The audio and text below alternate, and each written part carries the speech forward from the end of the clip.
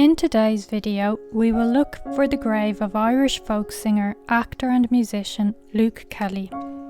Please take a minute to give the video a thumbs up, comment and subscribe. Thank you. Luke Kelly was born on the 17th of November 1940 in Sheriff Street, Dublin, to Luke Kelly, who was a factory worker in Jacob's Biscuits manufacturers, and his mother, Julia Kelly. At the age of 13, Luke left school and took a number of odd jobs such as a factory worker, builder's labourer as well as a docker.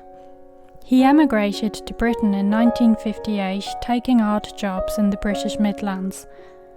Luke began busking in folk clubs, strumming his 5-string banjo to accompany his singing. He developed a reputation in folk and Irish clubs throughout England while he was based in Birmingham. He often shared a stage with Dominic Behan and would sing at political fundraisers. On his return to Dublin in 1962, Kelly befriended a group of musicians at O'Donoghue's pub on Merrion Row and soon ended up singing with Ronnie Drew and Barney McKenna amongst others. Kelly would go on to join Drew and others in the Gate Theatre's Ballad Tour of Ireland show. A core combination of the lineup evolved of Kelly, Drew, Barney McKenna on banjo and Kieran Burke on tin whistle and vocals. At first they were billed as the Ronnie Drew Ballad Group. They performed at the Abbey Tavern Howth and weekly ballads at midnight shows in the Grafton Street Cinema.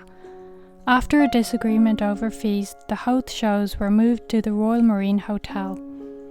The weekly residency was hugely popular and they would go on to perform a weekly residency at the Embankment Tala to packed out audiences.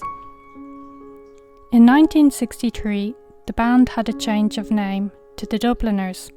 It was at Kelly's suggestion, as he had been reading a James Joyce book of short stories entitled Dubliners at the time. They performed at the Edinburgh Festival in the autumn of 1963, which led to more British gigs and the recording of their first album, named The Dubliners, in 1964. Luke left the band for almost 2 years and returned to England with his partner Deirdre O'Connell, founder of the Folks Theatre in Dublin.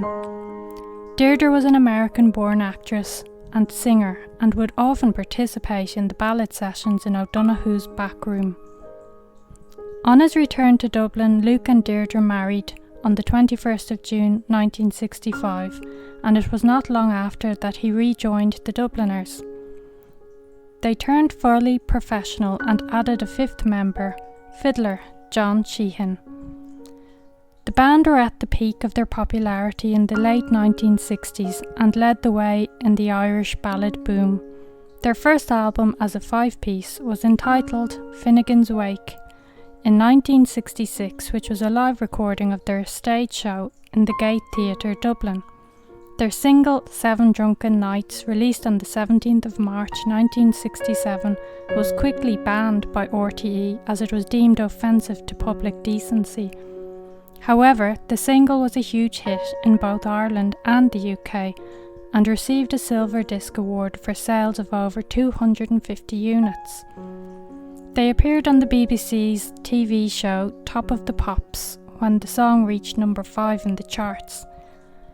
The band embarked on a tour of Ireland, Britain, North America, Australia and New Zealand. In America, the Dubliners appeared on the Ed Sullivan Show in 1968 but failed to gather an American following. The Clancy brothers had already popularised a version of Irish folk music in the early 1960s. In London, they appeared at the Cambridge Folk Festival and appeared on many TV variety shows and were regular guests on radio shows. In June 1970, their RTE 6-part TV series topped the ratings. In 1969, at the Dublin Theatre Festival, Kelly performed in the play The Mullingar Recruits, playing the role of Sergeant Kite. He would later play King Herod in many runs at the Gaiety Theatre, Dublin.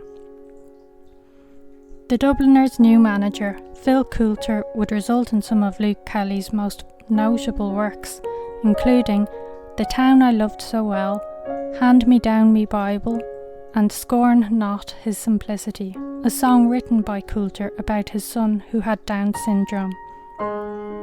Poet Patrick Kavanagh approached Luke after hearing him sing in the Bailey pub in Dublin and requested him to sing his poem Raglan Road, which is set to the tune of The Dawning of the Day.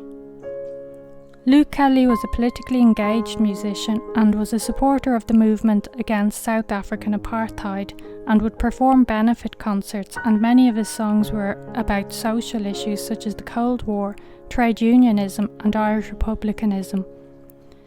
In the 1970s, Kelly's health had deteriorated and he often spoke about his problems with alcohol. He collapsed on stage in the Cork Opera House in 1980.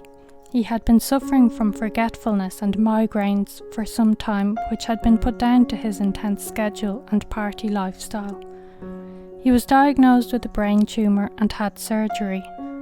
He continued touring with the Dubliners post-surgery, but his health deteriorated further and he would often forget lyrics and feel weak, needing to take longer breaks.